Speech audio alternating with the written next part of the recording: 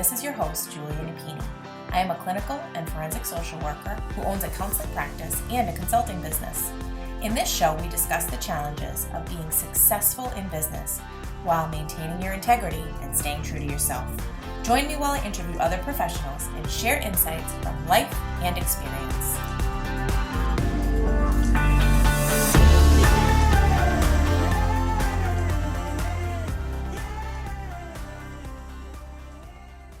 Let's talk about RingRx, our latest sponsor.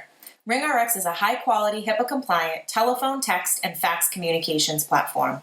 They provide seamless, cost-effective communications for behavioral therapists, medical practices, hospitals, and other healthcare providers.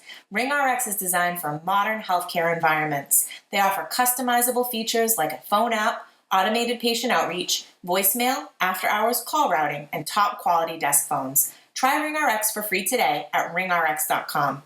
And if you sign up using the code CLIMB, you'll get 15% off your monthly bill forever. Conditions apply. Hello and welcome to another episode of the Compassionate Climb podcast.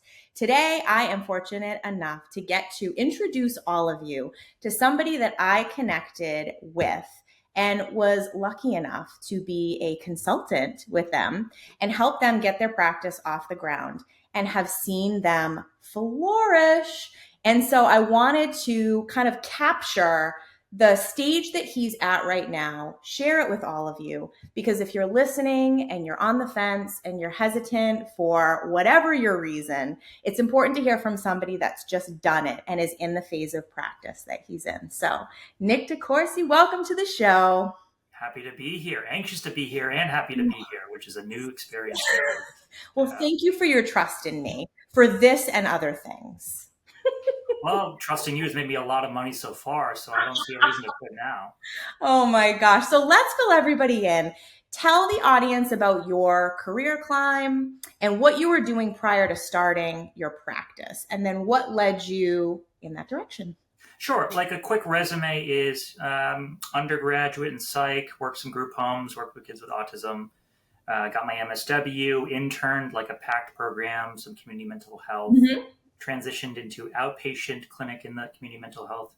I took your webinar almost 2 years ago this month about with the NASW about the nuts and bolts of private practice. I filled up like 15 pages of notes, voraciously writing down. And by the time I was ready to pull the trigger with you about 9 months later in June, I was just like, yeah, tell me something new. I already wrote this down 9 months ago. And I was ready to jump. And so that was a year. I actually started working with you before my LICSW was passed. Wow. And I was ready to run out the gates, starting my practice. And a year later, I'm leaving my job, my agency job, October 2nd, and going full-time into my private practice. We just need to give a round of applause. That timeline is so helpful because obviously being there along for kind of the part of the journey that I got to bear witness to, time flies. And so to really put it in perspective like that, how it can be done efficiently, and that you are doing it with confidence, which has been so nice to see. So what contributed to your decision to even consider private practice? And then what led to you feeling confident to pull the trigger, as you said, before we started recording? Yeah, I think it's easy when you're in the community mental health space, when you're in that kind of more public sector, doing it because you care. Yeah, it's easy to think that the private practice is about the money. But if it was, like, people who went into private practice years later were done it immediately. It's not about the money. It's I think what you said to me is so true. It's about working within your values. And it takes some time to realize when that's not there. You don't notice it immediately. Yeah. I think I noticed it where I was working when the kind of sentiment was that we do what feels right. And then if it's illegal or if it was unethical, we figure that out later. And I just like freaked out. I was like, no. Oh, man. I just felt my stomach flip-flop. Well, just like I was working with someone, like, even if they were right, they couldn't tell me why they were right. They were guessing. Yeah. And that was just so counter to my values of doing things right, to help and not just try to be helpful. Yes. And to know I'm helping and to be able to explain why what I'm doing is helping.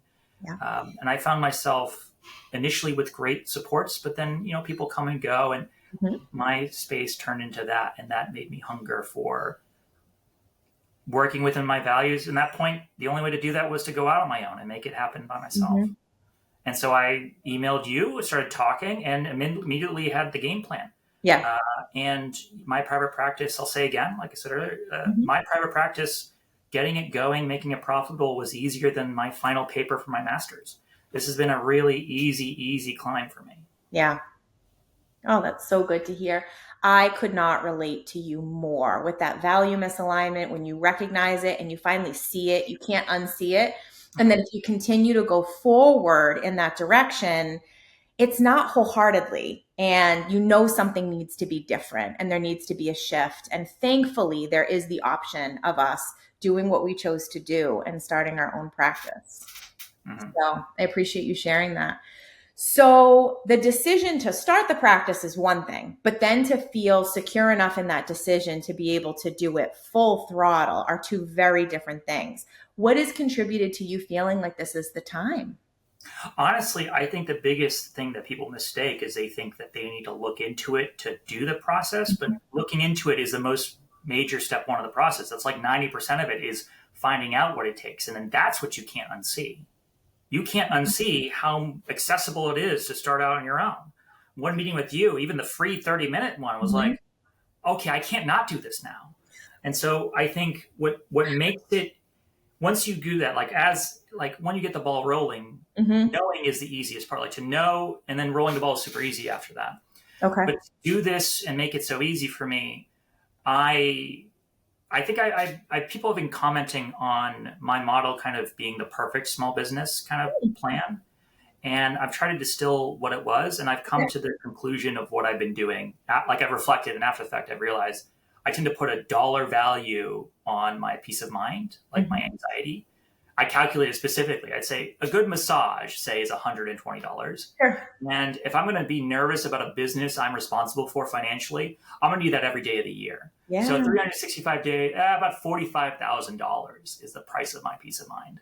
Wow. And when something is $1,000 or $2,000, it just loses out when I compare it to Mm.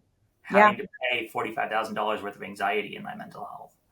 And so I got the lawyer, I got you, I got my Mhm. accountant, and right now I when I started it was hard because Mhm. it's like, oh, $2,000, I don't have that yet, right? Investing and starting out. But Yeah. then I paid for a website and I immediately saw that money come back to me 3 weeks later. Oh my So God, that's incredible. it's just it pays to pay to make money is Yeah. anti-anxiety in this work. So I have never actually heard it described exactly like you did. And I appreciate that you were able to put that into words, but also correlate it with a dollar value. So you notice a decrease.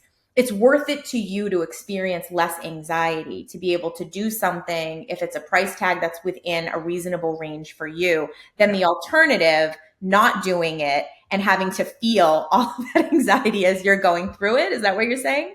Yeah, I mean, there was a point of it wasn't just comfortable all the time. There was a point of impatience, like, okay, when are those clients coming in, right? Right.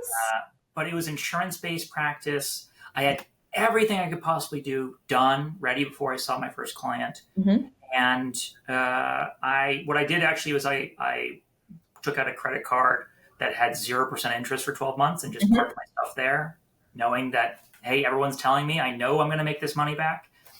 And then just trying to sift through that feeling of like, okay, I'll believe it when I see it. But like Yes. seeing that come in, I think March I had my February I had my first client, and then it was 3, and then it was 6, and then it was 13. Right now, I'm balancing 17 at the agency I'm leaving and 23. I'm doing way too much work right now, but I'm gonna leave and do full time private practice, doing nothing special, with 27 clients Wow. a week. So yeah, it just happens. It's patience was the hardest battle to fight. It But that's is. And you did things right. I mean, they say build it and you will come, but you can't do it haphazardly. I mean, you can, but I think the results are going to be very different. You were very clear on your ideal client, who you do your best work with, who you were going to market to, how you were going to market to them. And another important distinction with you, which I was very fortunate, I came from a group practice that was not my own, and I was able to take those clients with me. And for you, you're starting from scratch. And so you were strategic in your timing and being able to maintain that employment, although it can be a little bit of a hustle when you're navigating both Mhm. places. But You do not want to look at my calendar right now. I probably should have left a month ago. And oh, it stopped being, okay, this is the right time to leave. And now it's like, oh crap, I have to leave now. yes. Yeah, it is a hustle. Mhm. And, you know, but part of that hustle, like it was helped because, some insurances got back to me real quick. Others took 4 months to get back to me Right. and had income. And I was like, anything I go from here is just more money than I've ever made or was going to make. Yeah. There's no going backward. Right. So it did help. The hustle in the beginning did help. And it Yeah. was kind of just, I don't know, feeling like I wanted to be making as much as I could very Mhm. foolishly that led me to quit too late. But it was good. You up well. You have that cushion, which I know can really help kind of alleviate anxiety and build that But confidence. that's actually something you helped me with. Something you helped me with was who do I work well with? Like I Yeah. didn't even ask that. You Hmm. know, you kind of gave me every resource I needed before I even thought the question up in my head. Mm. And like I even listened to the podcast about some of your episodes, right? I wasn't even paying you to listen to your podcast, and I was like Bob Landau. I got like episode 2 or 3. I got that lawyer like. Yes. But I think one of the things was I was listening to the podcast about the person who works with parents of children with autism as their niche. And I was like, well, I like a lot of variety. What is my niche? Hmm. And then I realized my niche is not a presenting issue or context. It's a type Yeah. of space.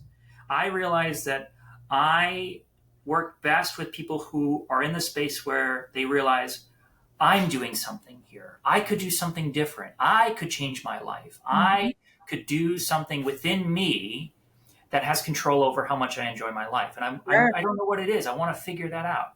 And working with you helped me really articulate that in all my marketing, that I'm like here to help you be the best you. And I find myself working a lot of sessions, but not as drained as I thought I'd be. I'm getting energy back. Like Yeah.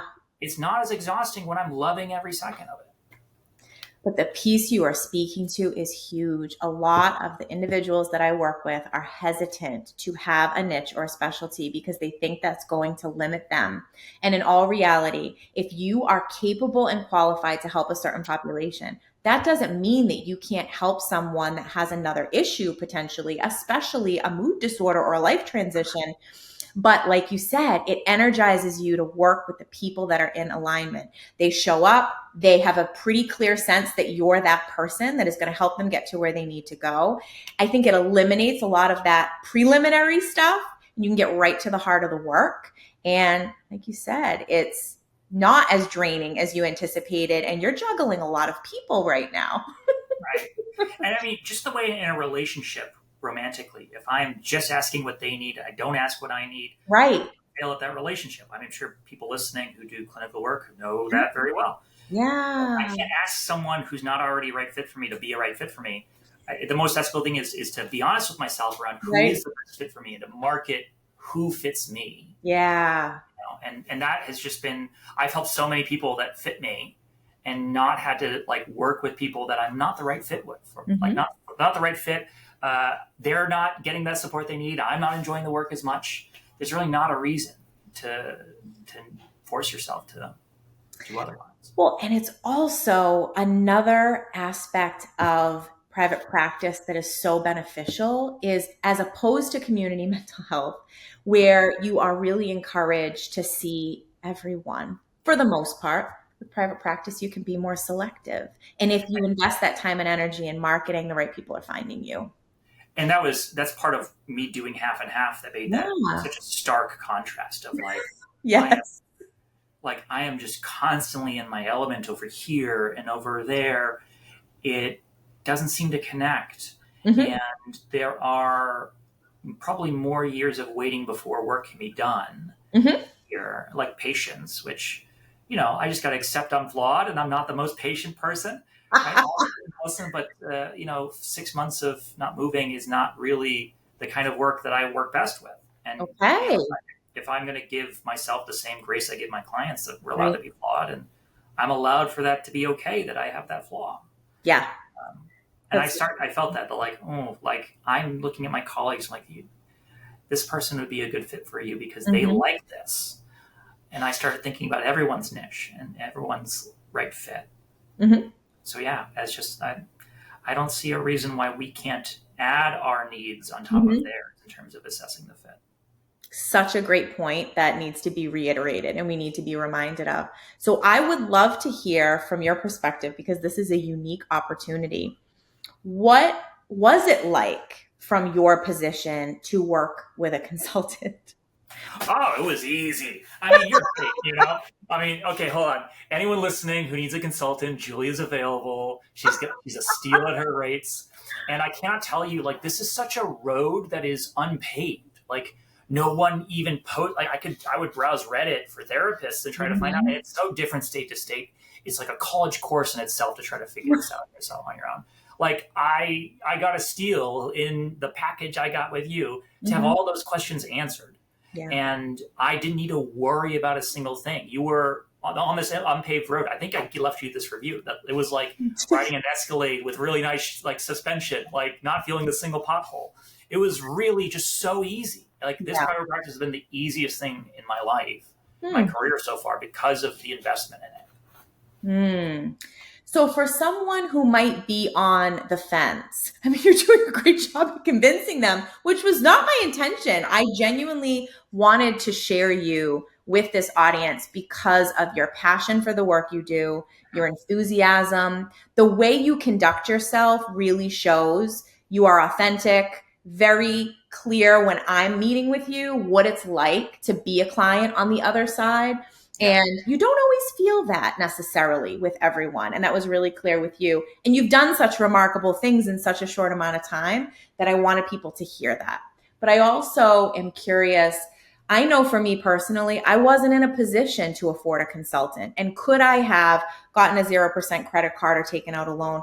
I could have, I didn't. Now, has that led me to be the consultant that I am, where I want it to be affordable and accessible, and I learned things the hard way? So I bring that to the process because I want other people to avoid that. Get those resources quicker. This is what you need, because I really feel like I try to truly listen and understand those pain points and those struggles and those anxieties.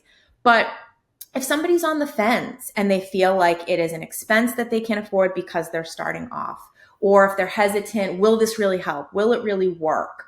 What are some of the things that would help them to do some research and try to find the right person for them, as opposed to going through it on your own? I think save up a little bit of money. Mm-hmm. I mean, it's easy and significant at the same time. You're changing your life. Yeah. So I saved up like a couple grand. Mm-hmm. You didn't eat up all of that. You were very affordable. You should charge more. But it doesn't require you to go full. You're not locked in. Like It's many steps, not all rubber banded together. I have people who aren't even doing private practice. We just credential with Blue Cross because that doesn't expire. You don't need to be on your own yet. You can just do that separately from any other process. There's steps that you can do without having to fully commit. I would say you save up a couple $100, save up like $300 and have an hour with Julia. And you probably got the next, month or two of things you can knock out without having to jump ship yet. And so then it's a hop and a skip and not a leap of faith anymore. Like it is so cheap to start this process.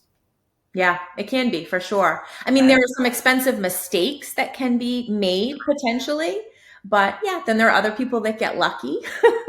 Sure. But I would also say I love that you spoke to the multiple avenues that people can utilize. So webinars and utilizing your local chapter. Bob even provides, so we're referencing the attorney that I use and that I referred Nick to, that is extremely helpful. But I found him through NASW. He was providing trainings with a colleague. And my thought was, I'm going to keep this name if I ever need it. He clearly knows what he's talking about. And if I have my practice, what better person than somebody who is immersed in this work and knows the right people and like specializes and focuses. And so I feel like it's similar with regard to some of these other professionals that we find. But you also mentioned podcasting. There are so many more resources available, and there's no cost associated with that. You just tune in. Anything else that you can think of that's helpful for someone where maybe consulting is not financially doable for them? Yeah, I think, I think there's a lot out there in terms of podcasting and information. I Mm-hmm. think I use your consulting services for the full launch, like Mm-hmm. full business. We're going into group in a couple of years. I'm saving up the money and doing it right. Oh, Uh, great to hear. but I think I have some colleagues who are like, hey, I want to have 4 hours on Saturday and just add, I don't want to leave my agency job, but Sure. maybe I can make a bit of extra money. How does that work? Mm-hmm. I think there is a level of, if you like, I don't like your question, because I don't think there is an unfeasible I don't think consulting is inaccessible. I think that it's anxious to do that on your own top of that agency work that's stressing you out. Yeah. I think if you spend $300, if you save it and get one session with Julia, Mm-hmm. you could spend 3 hours on Saturdays just like dipping your toe in, and you get that money back at the end of the month. Yeah. Like, I like on the other end of it, seeing Mm-hmm. and listening to so many stories, I think the anxiety is that it's unattainable, but Yeah. the reality is It's not. not that at all. Yeah, and that's so helpful for me to hear as well, because I know what the experience is like on my end, and I know what it was like to do it without that support. So, hearing from your perspective and being where you are in the process, you make it sound like it's a no-brainer. It When in is. all reality, I do truly believe that we are going to prioritize the things that we value and that we find important. And you got an introduction through this webinar. So, I guess my thought, and I would love to hear you add to this, how do you find the right person? Because an investment does take some level of trust or some level of confidence in this person. And I would never want somebody to be in a place where they regret that after the fact. So, what are some things that help you find the right person, if you have any tips? Well, you gave me 30 minutes without charging me. Like, you didn't let me. The Yeah. only thing I needed was the ability to say no. Mm-hmm.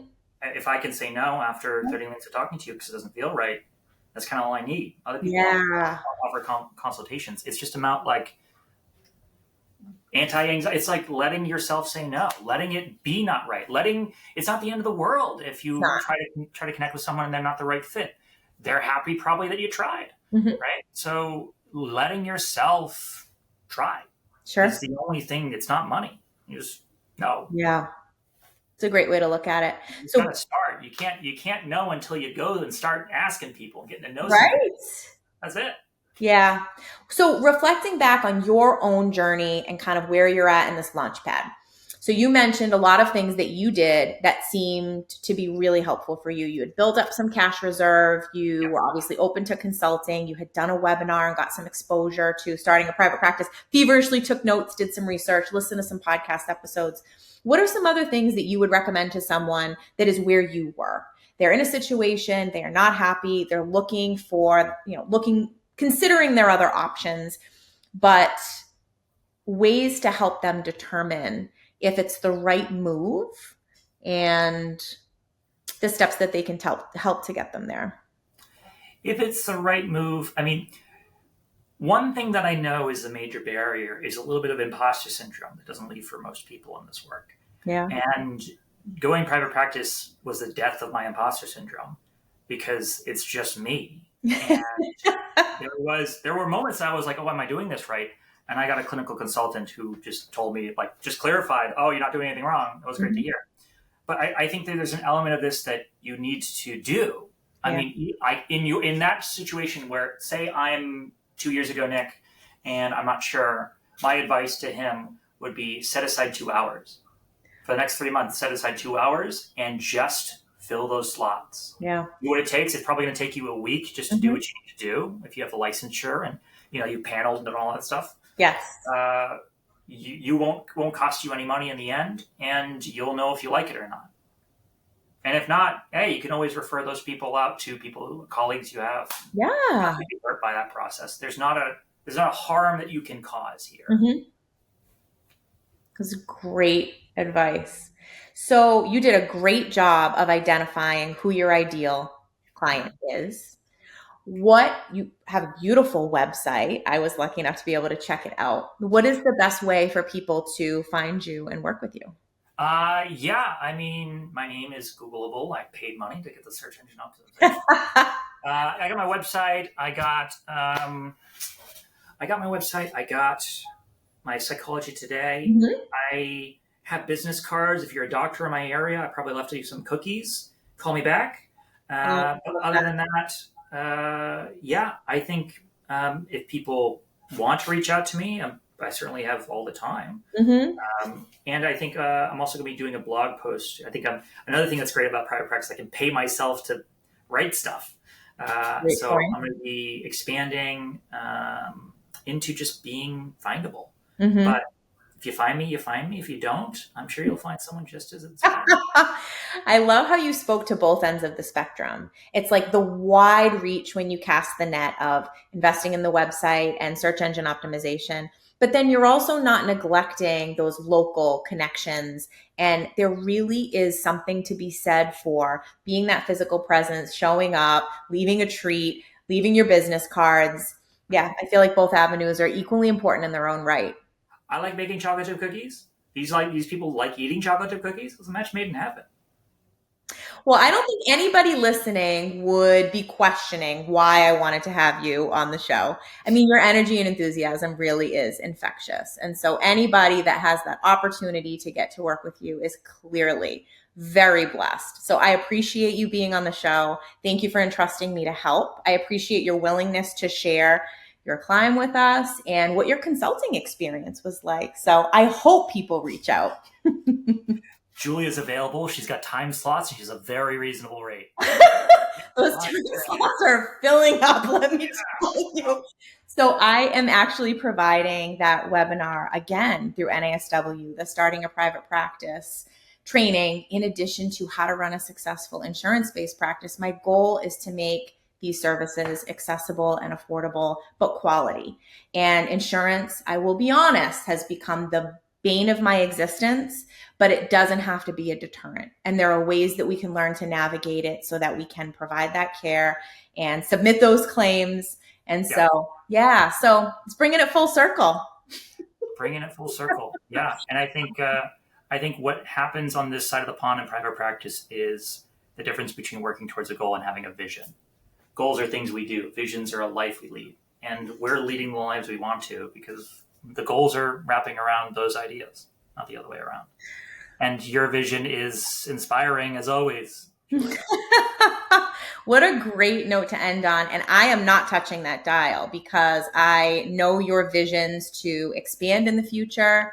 I think it's so he makes me optimistic and gives me hope that there are providers that are doing work in the ways that you are, but also doing it in such a way that you are somebody who should be that leader to those that are early in the field. There is not across the board good supervision, consultation, people that operate from a place of integrity. They're out there, but that was not necessarily my experience. So I am grateful that you're one of those people, and I'm excited to see how this journey continues to evolve for you. So I will stay tuned. I got you booked in November. You're going to be making money off of me for a while. Oh my goodness. Thank you so much. I really appreciate it, Nick.